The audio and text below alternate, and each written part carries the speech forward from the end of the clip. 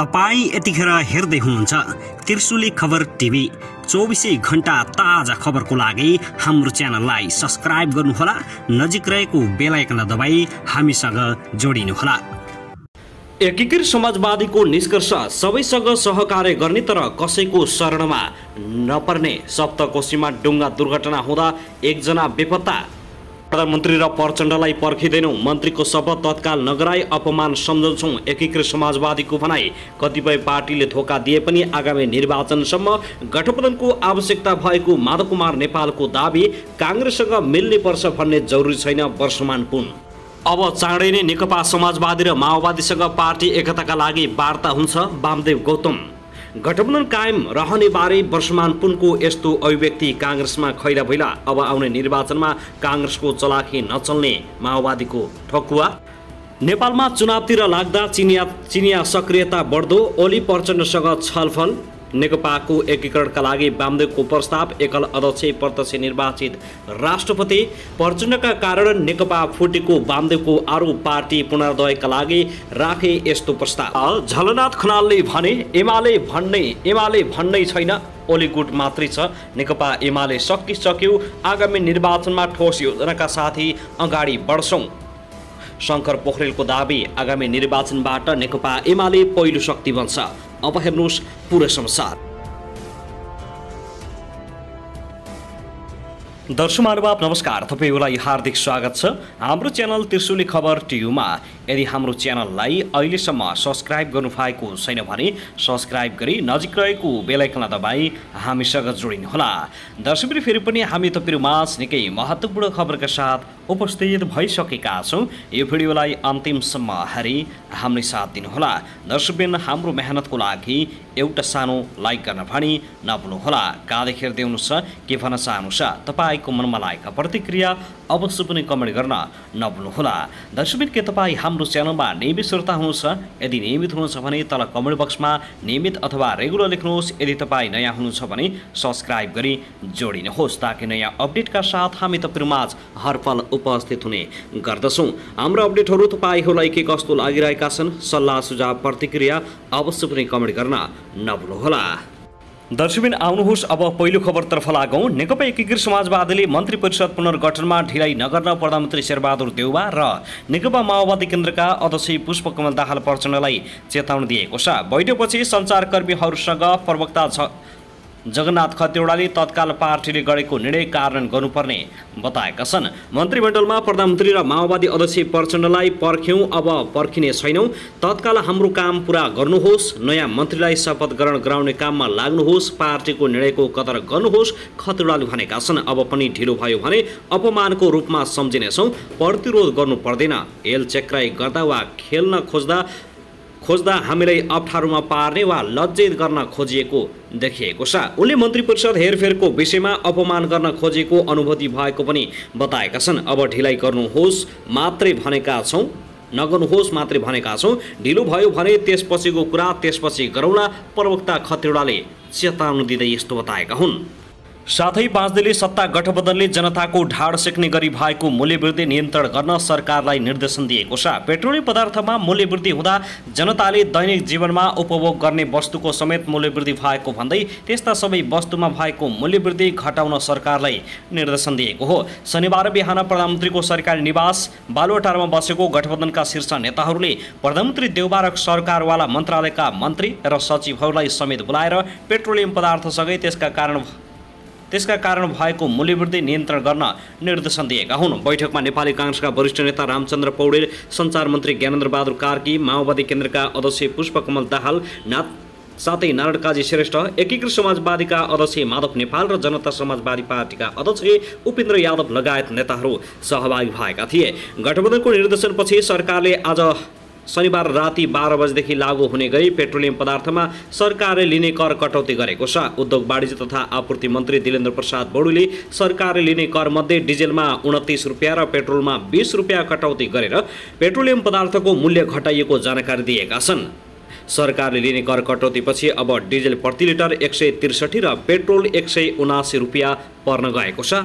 दर्शकहरूमा त्यसगरी नेकपा माओवादी केन्द्रका नेता वर्षमान पुनले यसै वर्ष हुने प्रतिनिधि सभा र प्रदेशसभा निर्वाचनमा वाम गठबन्धन हुने सम्भावना कम भइसकेको बताएका छन्। शनिबार सिन्धुपाल्चोकमा पार्टीबाट निर्वाचित जनप्रतिनिधिको बधाई तथा शुभकामना आदान प्रदान कार्यक्रममा उनले नेकपा एमालेका अध्यक्ष केपी शर्मा ओलीको कारण वाम गठबन्धनको सम्भावना नरहेको बताएका हुन्। केपी ओली प्रवृत्तिको कारण संविधान र लोकतन्त्र नै खतरामा परेको अवस्थामा गठबन्धन बनेको थियो र अझै जरुरी रहेको छ। उनले भने आगामी निर्वाचनमा वाम गठबन्धनको चर्चा चले पनि ओली प्रवृत्ति रहेसम्म त्यो सम्भव नभएको पुनको भनाइ छ। उनले स्थानीय तह निर्वाचनमा नेपाली कांग्रेसले आफूलाई फाइदा हुने र गठबन्धनका अरू दललाई घाटा हुने गरी चलाकी गरेको टिप्पणी गरेका छन्। आफू जित्ने ठाउँमा माओवादीलाई अरूसँग गठबन्धन गर्न नदिने, माओवादी जित्ने ठाउँमा अरूसँग गठबन्धन गर्ने अनि आफू एक्लै जित्ने ठाउँमा सिंगल लड्ने गरेको देखियो। अब आउने निर्वाचनमा कांग्रेसको त्यस्तो चलाकी चल्दैन। कांग्रेसको चलाखीका बावजुद अझै कांग्रेससँगको गठबन्धनको औचित्य नसकेको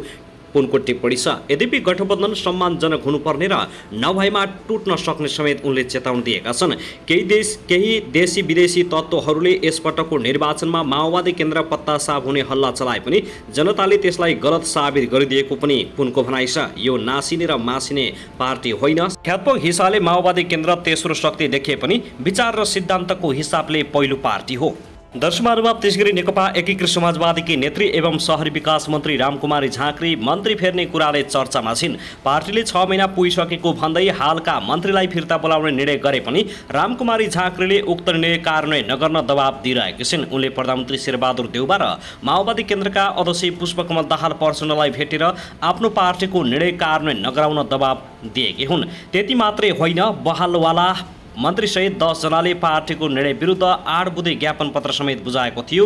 10 जनामध्ये 6 जनाले हस्ताक्षर फिर्ता गरे पनि मन्त्री झाँक्रीले मन्त्री पदबाट राजीनामा दिने मुडमा छैनन्, बरु पार्टी विरुद्ध विद्रोह गर्ने सङ्केत उनले दिएका छन्।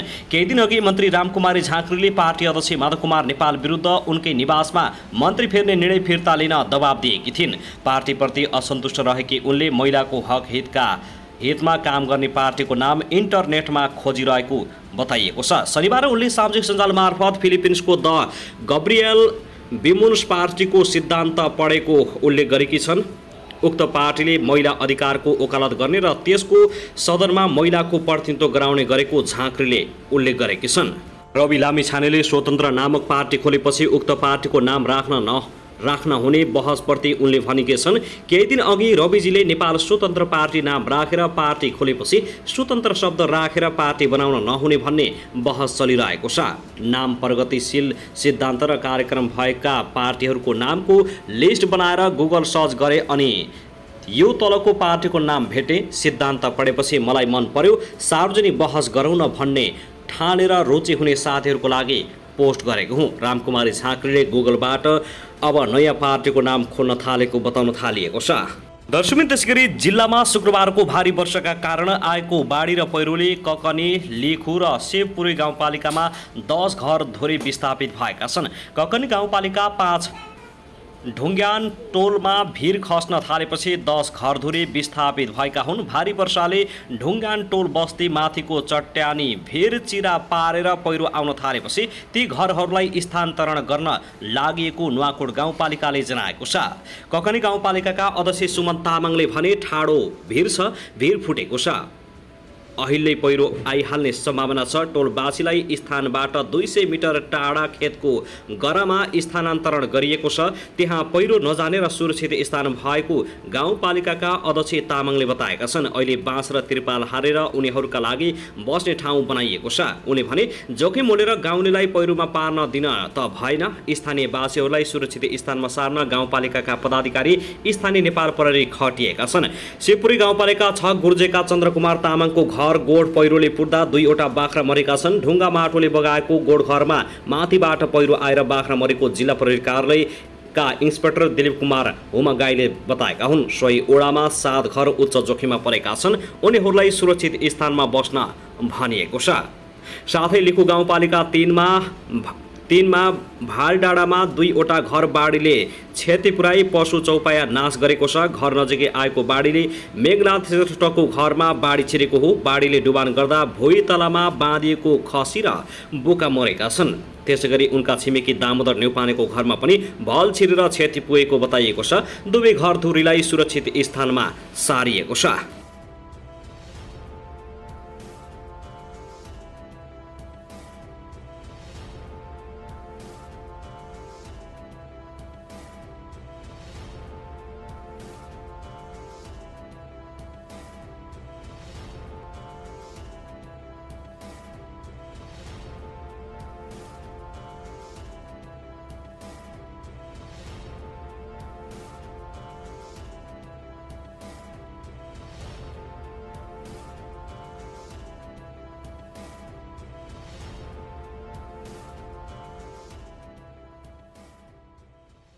त्यसैगरी